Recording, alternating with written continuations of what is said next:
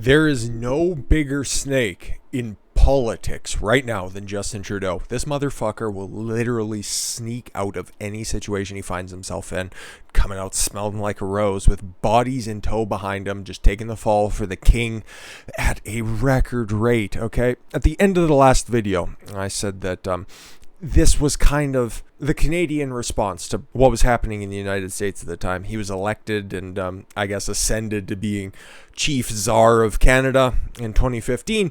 Who was in charge then? Well, it was the outgoing Obama administration. I figured that, hey, guess what? We're getting our own Barack Obama, because not long after he was anointed Prime Minister of Canada, we started to get our own little just fucking diversive identitarian politics sort of stuff popping up, okay? He immediately made natives his cause du jour. He started to pit them off against one another. He was starting to apologize for all the problems in the past without citing any problems in the past that haven't been rectified, in order to just pit everybody off against one another. Then he moved on to French Canadians, started to apologize for something for whatever reason in order to pit them against Anglos. And then he came out as a feminist, and then you guys remember people kind. And this is what's happening. It's becoming a progressive hellhole in Canada. It's disgusting, okay? And this is like the third or fourth ethics scandal, which he is not going to face any repercussions for. You had his state-sponsored trips, which were paid for to his wife and his mother, just like this scandal here. And no, he got off scot-free. There was nothing wrong with that one. That was his first one. And then there was SNC-Lavalin, where the construction company was magically getting all of these government contracts, and you could trace back the money to his family, but not specifically to Trudeau. And what happened as soon as an investigation was going to happen? His attorney general got sacked because she wouldn't let the issue go. Okay? There's been a couple of other things pop up in between there. Old blackface pictures, which he could just explain away as being nothing bad. And none of the sycophantic media that's up here would ever hold his feet to the fire for that. And if they did, he just used the charred remains to make an early Halloween costume out of it. But this most recent scandal is just endemic of what happens, okay? Whenever he has something go against him, somebody else takes the fall for him. For SNC-Lavalin, I remember it was one of his chief advisors that stepped down off the back of this. And now you have the We Charity scandal. Now guess who? The finance minister, Morneau. He's going to be taking the fall for this. It's exactly like what happened with Barack Obama during his administration. I remember that, we had the most scandal-free presidency that anybody ever had. Yep. Yeah, don't mention the fact that, Benghazi, guess who took the fall for that? Eric Boswell. Then you had the Boston Marathon bomber, who was on an FBI watch list, and Janet Napolitano decided that, don't worry about him. And then guess what happened? A few dead people later, and an entire city locked down for, a day and a half? No, nothing to see there. Fast and Furious, your Attorney General, Eric Holder, taking the L for that one. Yeah, but no scandals, right, Obama? Yeah, exactly. And it's just like Trudeau. He keeps getting hit with these ethics strikes, and what happens? Nothing ever sticks to him. It's just everybody else who takes the fall for him. So we have our exact carbon copy, okay? And in some pictures from his past, you have a more photorealistic copy. But let's see here. Let's see if this is going to translate into anything. I highly doubt it. Prime Minister Justin Trudeau did not break federal ethics rules in what has been known as the We Charity scandal, but his former finance minister, Bill Morneau, did. Mario Dion, a fucking wop Frenchman. Jesus Christ, what does he put? Fucking meatballs on his poutine? Conflict of interest and ethics commissioner, somebody who's on the Liberal payroll, by the way, he is a member of the Liberal Party, issued his reports into the conduct of both Trudeau and Morneau. Oh, okay, so he found that somebody who works for Trudeau was culpable in this, but not the boss? What the?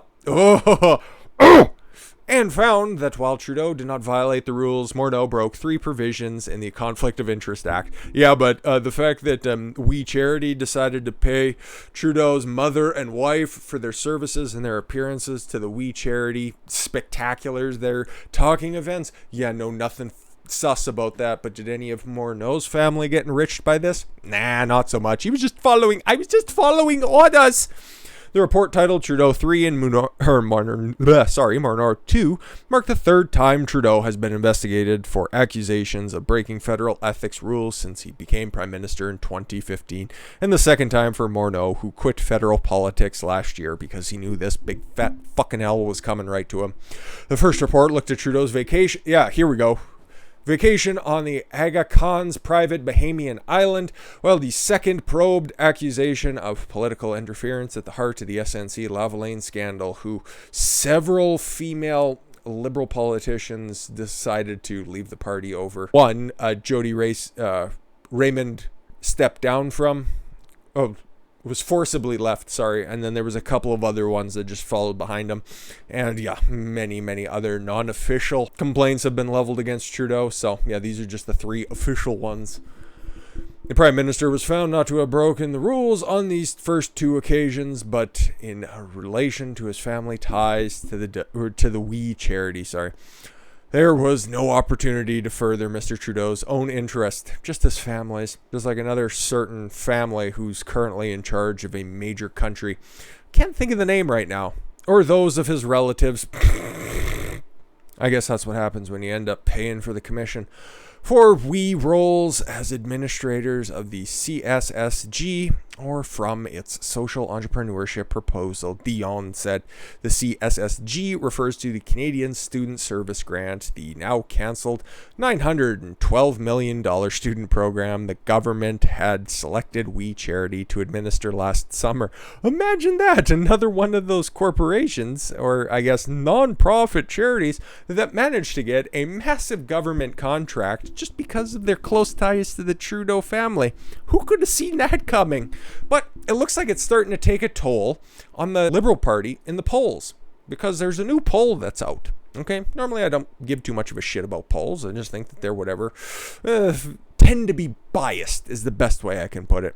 3 out of the 4 opinion polls released last week show the Liberals and the Conservatives in a statistical tie, which does not bode well for the Conservatives because the NDP is still there to form a coalition and whatever, and just be stuck in the same shitty situation that we currently are. Anyways, Conservative Party leader Aaron the Tool and his advisors are said to be extremely optimistic about the recent polling data showing the Conservatives and Liberals neck and neck again amongst likely voters.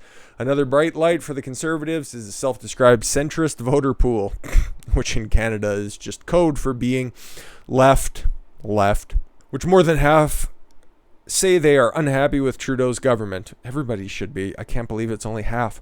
The Ledger poll for Post Media shows the Trudeau Liberals at 32%, while the Conservatives sit at 31%. Ugh. If we had a competent leader of the Conservative Party of Canada, yeah, that would be much higher, but it's Aaron O'Toole for his many faults. And,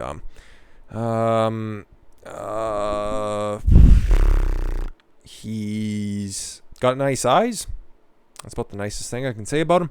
The NDP still hold around 18% thanks to that racist asshole who is in charge there. Polling numbers are also a mixed bag for Conservatives, particularly for O'Toole. 2 out of 3 voters still see O'Toole unfavorably, yes, with female voters being extremely cold to the Conservative leader. I don't care what the wine moms have to say, but at the same time, they're the ones who tend to swing elections. So the fact that, yeah, he's about as popular as Crib Death just goes to show you that the Conservative Party of Canada literally cannot pick a fucking leader to save their life.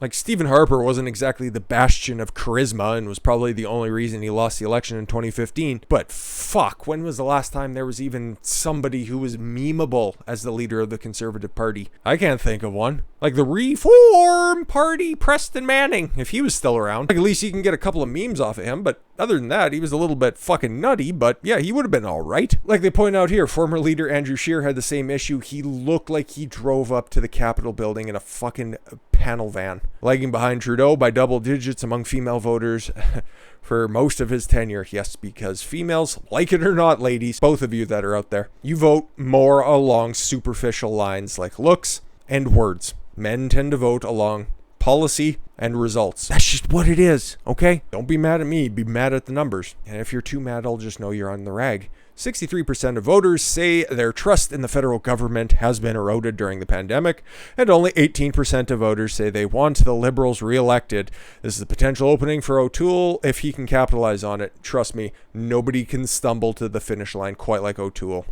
Many conservatives have criticized O'Toole for being a dud and saying one thing in the leadership race and another thing after being elected. Oh, yeah, buddy. But at the same time, like I said, who gives a fuck about polling numbers, right? They tend to be pretty biased, and especially in Canada. And definitely when they are linked to being funded by the Trudeau government. Oh my God, you can't fucking make this shit up. He's so corrupt. He's so corrupt. Trudeau government frequently hired Liberal-linked pollster. The Canadian government is fond of hiring a polling company with close ties to the Prime Minister Justin Trudeau. Oh man, you could literally take out polling company and put in whatever you want company, and it would just end up finding its way back to the Trudeaus. The information was revealed through an order paper question in the House of Commons from Conservative MP Karen Vecchio.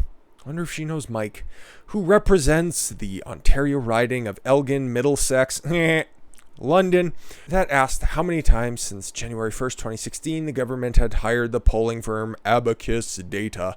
Abacus is owned by longtime Ottawa insider, lobbyist, and pollster Bruce Anderson. Anderson's daughter, Katie Purchase. That's not a real last name. What's your real last name? Was at one time the director of communications for the Prime Minister's office under Justin Trudeau. Oh my God. Oh my God. At least we know who's going to be taking the fall the next time this actually comes up. Was at one time the director of communications for the Prime Minister's office under Justin Trudeau. Purchase served as a close advisor to Trudeau for more than 6 years before departing for a job at Microsoft. To be a part of the public relations department there to run cover for Bill's affairs. Since January 1st, 2016, Anderson's Abacus Data has been rewarded nearly $700,000 in polling fees from various federal departments, oftentimes as a sole-sourced contract. Weird. One sole-sourced contract funded through the Canadian Race Relations Foundation and costing $10,000, a little over, surveyed 2,000 respondents about their experience with online... That motherfucker! I knew that was that survey. I covered that one. If you go back in, I got a Canadian-related content playlist, and we went down that one. And that entire fucking modus operandi of that poll right there was so cocksucking biased, and I fucking knew it. I knew it.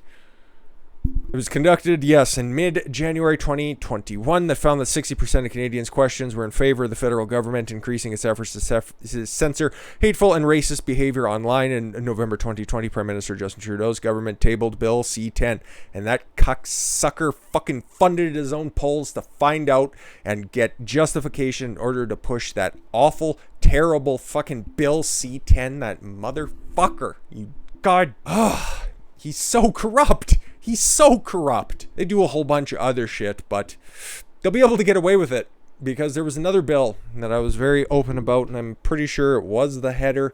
Still might be on my channel if you go to it on a not subscribed account or something. I don't know how that shit works. I'm just an asshole with a microphone who screams and yells corruption all the time.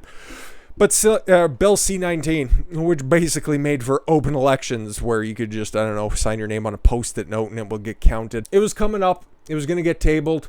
It was going to head to the Parliament, and there was no movement on it for a long time. But then guess what? 2 readings in, and it's been passed. So guess what? Yep. All of those irregularities that happen in the United States that are very, very incrementally starting to come out as being a little bit suspect in certain audited counties. Yeah, guess what? We're going to have our own batch of them coming very, very shortly, especially if the self-sustaining polls have anything to say about them. We're going to be having a Trudeau government forever. That's why I can't wait to leave this fucking hellhole. And if you guys notice something a little bit different about the coverage tomorrow, I pre-recorded 3 videos late last week, and I just need to take a day off because all of this stuff is wearing me out a little bit, and I'm going to be going dark as soon as everything goes up tonight, so I'll be back Monday, definitely, 100%. Still got 3 videos coming out. They'll be coming out throughout the day at different points. They're all fairly relevant topics. They're all kind of diverse in scope, but not too far off of what we normally talk about around here. Things will look a little bit different, but just know I'll be back around. Just want to enjoy the nice weather outside and disconnect from this bloody insanity right now, because it's not a lot of sunshine and rainbows around here, except for outside. God damn it, it's nice out. So I'm gonna go do some barbecuing. That'll be nice. I thank you all very much for the gift of your time. I've been Don Consuelo. I want you to follow your gut and get after it. Take care, everyone.